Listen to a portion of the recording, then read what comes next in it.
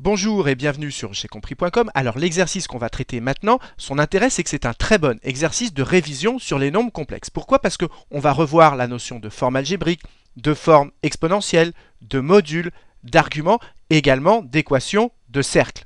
Et comme c'est un exercice de révision, pas de rappel particulier, maintenant appuyez sur pause, cherchez bien cet exercice et seulement après avoir bien cherché, regardez la suite de la vidéo.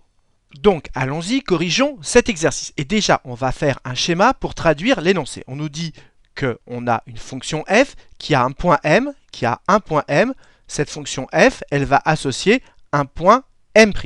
Et quel est le lien? C'est que si le point m, son affixe, c'est-à-dire le nombre complexe qui lui correspond, on l'appelle z, eh bien alors, m', le nombre complexe qui lui correspond, on l'appelle z', eh bien il est égal à moins 1 sur z. Donc ici, vous avez la formule générale qui a un point donne son image. Et donc, vous l'avez compris, on va nous donner deux points et on va nous demander leurs images. Donc, on va commencer avec le premier point, A, qui correspond à moins 1 plus I. Et donc, on va lui associer le point A'. Et donc, Z A', il suffit de réutiliser cette formule. Ça fait moins 1 sur ZA, c'est-à-dire sur moins 1 plus I. Donc, ici, on a ZA', c'est-à-dire l'affixe de A', et qu'est-ce qu'on nous demande sur l'affixe de A'? Eh bien, de la mettre sous forme algébrique. Et ça veut dire quoi, mettre un nombre complexe sous forme algébrique? C'est l'écrire sous la forme A plus IB avec A et B réels. Donc, il va falloir maintenant écrire ce nombre complexe sous la forme A plus IB. Donc, commençons en même temps à rédiger. Donc, je commence par écrire que ZA, c'est moins 1 plus I. Et si je veux ZA', eh bien, ZA', je remplace tout simplement ici Z par ZA. Et donc voilà ce que ça me donne. Et maintenant, pour l'écrire sous forme, c'est ce qui est écrit ici, sous forme algébrique, eh bien ceci, il va falloir que j'écrive sous la forme A plus IB. Et comment on fait quand on a un quotient pour l'écrire sous forme algébrique? Eh bien, on multiplie par le conjugué du dénominateur. Je rappelle que le conjugué de A plus IB, eh bien c'est A moins IB. Donc ici, je vais multiplier par le conjugué. Donc j'ai multiplié par moins 1 moins I en haut et en bas pour ne pas changer la fraction. Ensuite, vous devez savoir que pour aller vite dans les calculs, quand vous avez un nombre complexe sous la forme A plus IB avec A et B réels et qu'on le multiplie par son conjugué, c'est-à-dire A moins IB, eh bien, ça nous donne toujours A carré plus B carré. Si vous n'en êtes pas sûr, il suffit de développer ici. Vous allez voir qu'on tombe toujours sur A carré plus B carré. Donc ici, on a A qui est égal à moins 1 et B, c'est le nombre qui multiplie I. Donc B, ici, c'est 1. Donc si on multiplie ce nombre complexe par son conjugué, eh bien ça va nous faire A carré, c'est-à-dire moins 1 au carré, plus B au carré, c'est-à-dire plus 1 au carré. Et au numérateur, il suffit de distribuer le moins, donc ça fait moins fois moins, ça fait plus, et moins fois moins, ça fait plus, donc ça nous fait 1 plus I. Ensuite, ici, ça fait moins 1 au carré, ça fait 1, plus 1 au carré, ça fait 1, donc ici on a 2, donc on a 1 plus I sur 2, et on doit l'écrire sous la forme A plus IB, donc on casse la fraction en deux, donc ça fait 1 demi plus 1 demi de I, on l'a bien écrit là sous forme algébrique. Passons maintenant à la question suivante, donc on a le point B, le nombre complexe qui lui correspond, eh bien on l'appelle ZB, et on cherche son image par la fonction f, donc qu'on appelle B', et la relation c'est que Z, l'image ici Z' de B, eh bien il suffit de remplacer C moins 1 sur ZB. Et donc on va remplacer ZB par son expression. Et nous, ce qu'on nous demande, c'est d'écrire Z' de B eh bien, sous forme exponentielle. Donc allons-y, j'ai rappelé ici combien valait ZB. Donc Z' de B, je remplace tout simplement ici Z par ZB. Donc ça fait moins 1 sur tout ceci, 1 demi exponentielle I pi sur 3.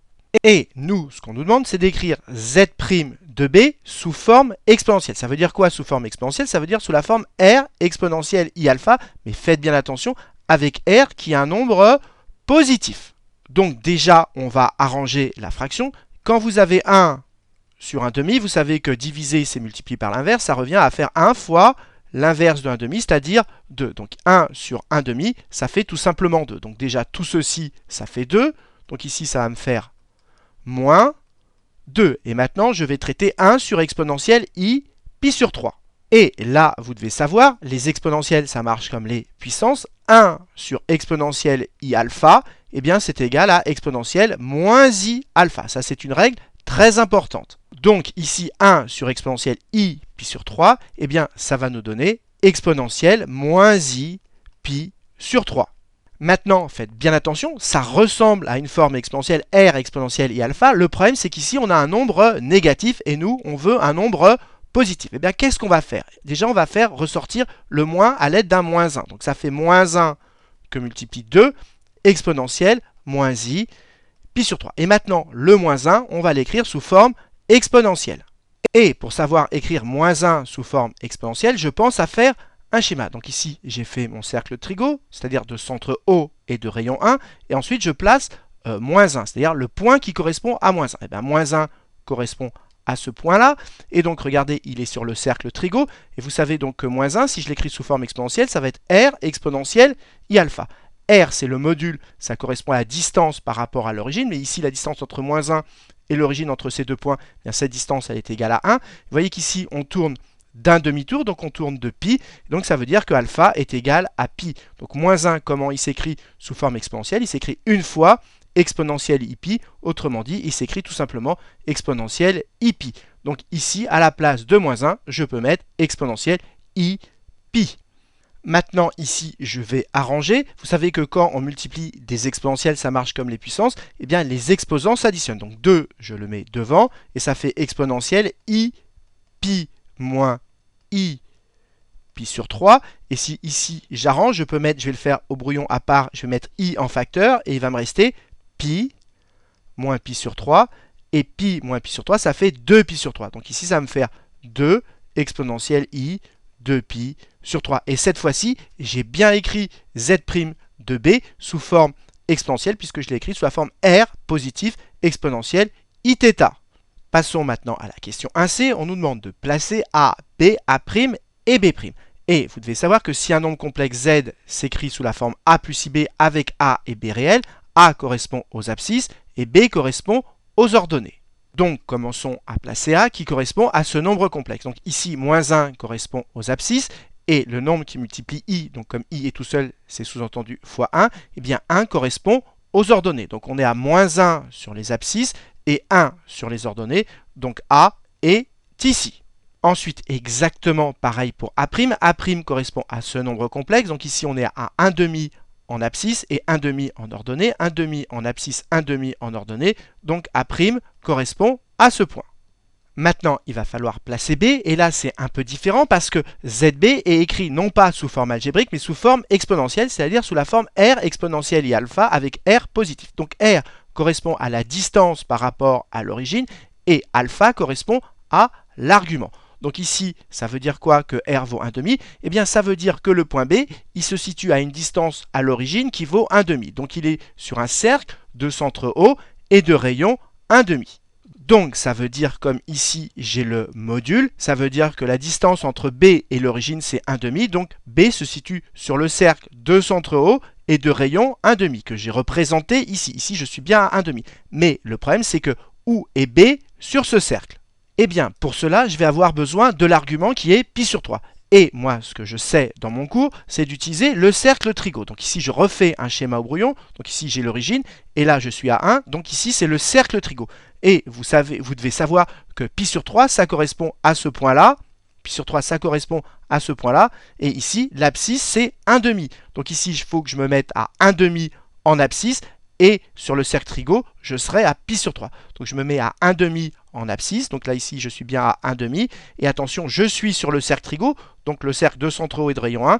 Et donc ici, ce point, l'angle que j'ai ici, c'est exactement pi sur 3. Mais attention, B n'est pas là parce que le module, c'est 1,5. Donc B est exactement là. Donc ici, vous avez bien un angle de pi sur 3. Et ici, vous avez bien une distance de 1,5, ce qui correspond exactement à ce nombre complexe. Donc B correspond à ce point. Maintenant, reste à placer B' et B' correspond à ce nombre complexe. Donc ici, on a le module, donc ça veut dire que la distance entre l'origine et B, eh bien c'est 2. C'est pour ça que j'ai tracé ce cercle. Donc B est quelque part sur ce cercle puisqu'il est à une distance de l'origine de 2.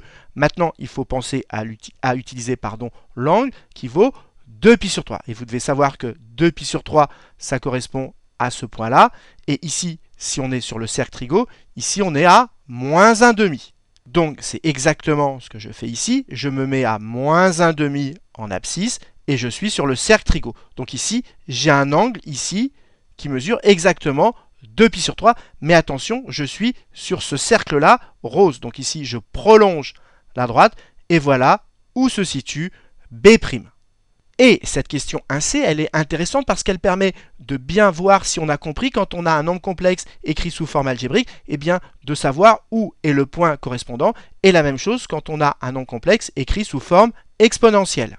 Passons maintenant à la question 2A. Donc on nous dit que z, cette fois-ci z qui est ici, s'écrit sous la forme r exponentielle iθ et on veut trouver z'. Donc z', d'après cette formule, c'est égal à quoi? À 1 sur r exponentielle iθ. Et ce qu'on veut démontrer, c'est que tout ceci, eh bien, c'est égal à cela. Donc maintenant, je vais transformer ceci exactement comme dans la question 1 jusqu'à obtenir cela. Donc ici, je vais faire apparaître un moins 1. Ici, ma fraction, je peux l'écrire 1 sur r. Comme ça, je commence à faire apparaître ceci que multiplie 1 sur exponentielle iθ. Et n'oubliez pas, on l'a déjà dit, que 1 sur exponentielle iθ, eh bien, ça s'écrit exponentielle moins iθ. Et d'autre part, on a vu que moins 1, ça s'écrit exponentielle iπ. Donc ici, moins 1, je le remplace par exponentielle iπ, que multiplie 1 sur r, que multiplie ici exponentielle moins iθ. Et vous savez, on l'a déjà rappelé, que quand on multiplie les exponentielles, les exposants s'additionnent. Donc d'abord, je vais mettre 1 sur r, et ensuite ça va s'additionner, ça fait donc exponentielle iπ, plus moins, c'est-à-dire moins i, θ. Et maintenant, vous l'avez compris, il n'y a plus qu'à mettre ici i en facteur. Donc ça fait 1 sur r exponentielle i facteur de pi moins θ. Et donc, on a obtenu ici exactement ce qu'on voulait. Donc ça termine la question de A. Et au passage, remarquez bien que ici, r, c'est un nombre strictement positif, donc 1 sur r aussi. Et ça, c'est important de bien réaliser que ici, vous avez un nombre positif. Donc ici, vous avez bien écrit z' sous forme exponentielle parce que pour que ce soit écrit sous forme exponentielle, il faut que le nombre ici soit un réel, mais en plus un réel positif. Passons maintenant à la question de B. On nous demande, est-il vrai que si un point M distinct de l'origine appartient au disque de centre O et de rayon 1? Donc déjà, on va le représenter. Le disque de centre O et de rayon 1, eh bien, c'est tout ce qu'il y a à l'intérieur ici, mais sans appartenir au cercle. Donc il faut enlever ici le bord. Et on nous demande, donc M, ça veut dire qu'il est quelque part à l'intérieur du disque, mais pas ici sur la frontière. Et on nous demande si le point M est à l'intérieur de ce disque, est-ce que M', son image par la fonction f, se situe à l'extérieur de ce disque. Et donc, il va falloir commencer par traduire que M se situe à l'intérieur de ce disque. Eh bien, ça veut dire quoi? Ça veut dire tout simplement, s'il est à l'intérieur de ce disque, eh bien ça veut dire que ici, la distance, elle est strictement plus petite que 1. Et la distance, comme M correspond au nombre complexe Z, ça veut dire tout simplement que le module de Z est strictement plus petit que 1. Mais si on écrit Z sous forme exponentielle R exponentielle I alpha, eh bien ça veut dire que R ici est strictement, plus petit que 1. Mais comme on sait que le nombre complexe qui correspond à M', eh bien c'est Z', et que Z', il est écrit ici, et que ici vous avez le module de Z', c'est-à-dire que vous avez la distance entre l'origine et M', cette distance elle vaut 1 sur R.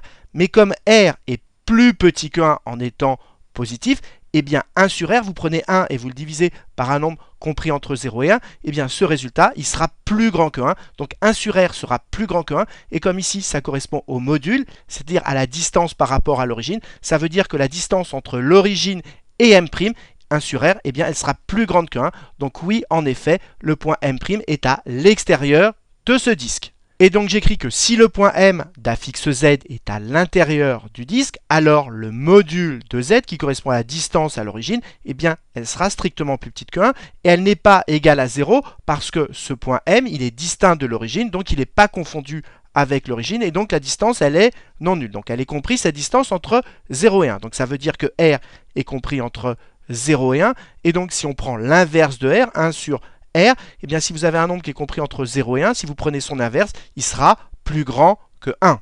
Et comme 1 sur R correspond au module de Z', ça veut dire que la distance entre M' et l'origine, elle correspond à 1 sur R, elle sera plus grande que 1, cette distance, et donc le point M', eh bien, il se retrouvera à l'extérieur de ce disque, et donc cette affirmation est vraie.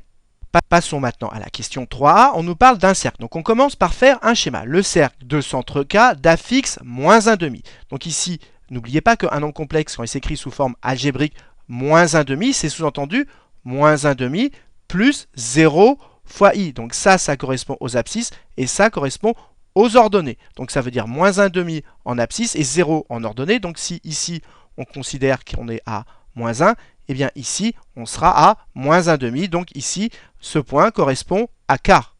Donc maintenant que j'ai placé le point K qui est le centre de mon cercle et le rayon c'est 1,5, donc ici j'ai le centre et je trace un cercle de rayon 1,5, donc il passe par moins 1 et par l'origine. Donc voilà, j'ai tracé mon cercle gamma. Et maintenant on me demande dans la question A eh bien, de trouver une équation de ce cercle.